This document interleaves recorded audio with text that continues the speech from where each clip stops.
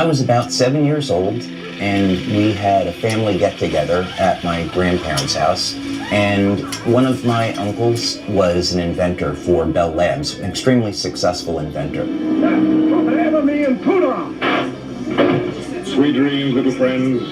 And now for the Mandarin. First, I better check my energy gauge.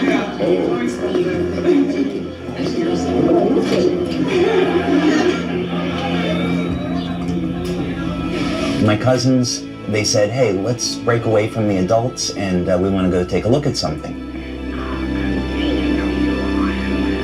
So brace yourself within my grasp.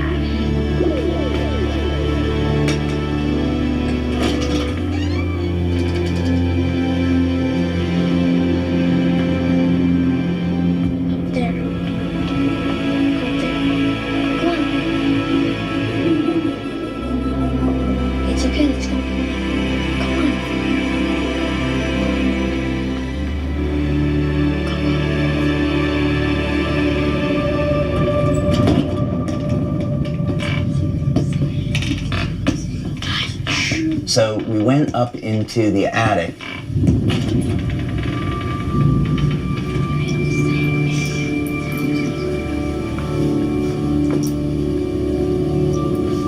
Being in that environment, something started to really resonate with me. I just thought this was the coolest thing.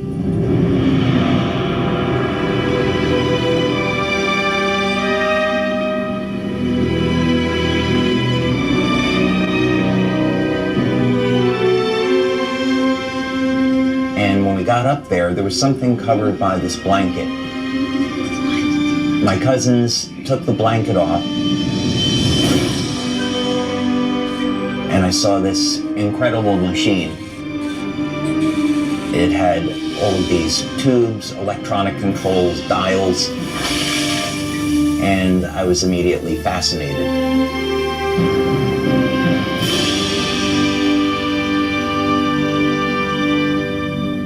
It was then that I knew that I want to be an inventor when I grow up.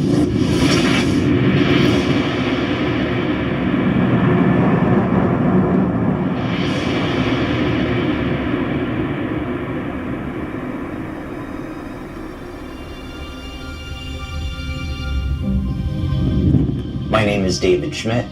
I am a husband, father, inventor, and the CEO and founder of LifeWave.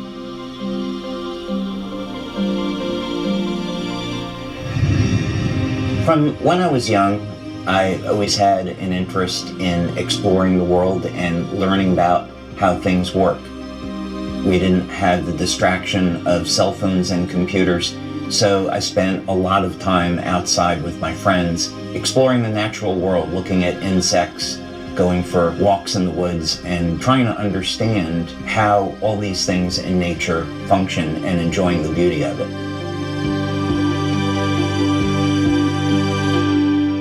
So we've asked science to tell us who we are. We have an answer, and many scientists are not comfortable with where that answer is leading.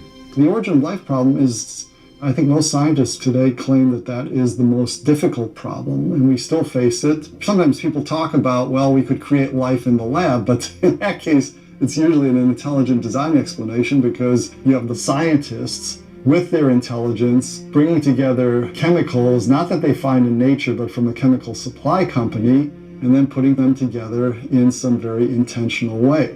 Science is arriving at the place where our ancestors invited us to begin. And that is with the understanding that we are part of, rather than separate from, the world around us. Could it be that who or whatever is responsible for us left us a message? If this is true, where would we look for proof? God has left his fingerprint in nature and in natural design. And by studying nature with this perspective, we can unlock some secrets that have been hidden. The DNA is thought of as a reservoir or a repository of information, but actually it's much, much more than that. there's a message encoded into the DNA of all life. What it says is that the elements that make us who we are not random. And as we begin to embrace what that means, that we're part of everything that we see happening in the world, it gives new meaning to what it means to be human. Not only are we more than the product of random processes, but we are designed to interact with the world around us as well as the world within us. In our DNA, there is actually a link to the ether where light is emitted. Light is information.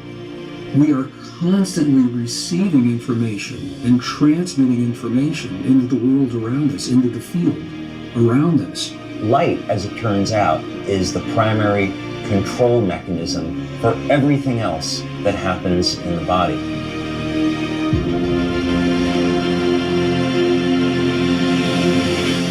If we can understand the language of the DNA, the code by which this all works, that means we can use light in an entirely different way to improve our health, our quality of life, and even change the way we age. What if we could have an external electromagnetic field that would essentially reset the stem cells that are already in our bodies and get them to function like younger, healthier cells? What if we could embed wavelengths of light into water that would trigger the regenerative mechanisms and cause people to heal at a rate as when they were younger? What if we actually found out that in a book that was written thousands of years ago, that information already existed? The first sentence of the book of Genesis is about, in the beginning, how God created the heavens and the earth. So when God was creating the heavens and the earth, there was a mathematical blueprint, and that blueprint shows up in nature. And it happens to show up in organisms that don't age. The mathematical codes are identical. The implications to this are absolutely extraordinary. There's a new philosophy that is emerging in the scientific community. And the philosophy simply says that consciousness informs itself through its creations. And I think it's no accident that it's only now, at this time in history, only now, that we find the message that reveals the deep truth of our existence. The question is, what is our potential? What are the limits of a human body? What drives me is that there's this enormous sense of hope that we can create technology to generate clean energy, that we can have foods that aren't genetically modified, and we can meet all of the needs on the planet that we have to, and that we can heal people and give them their lives back. In the beginning, God created the heavens and the earth. There is more information there than most people would ever realize.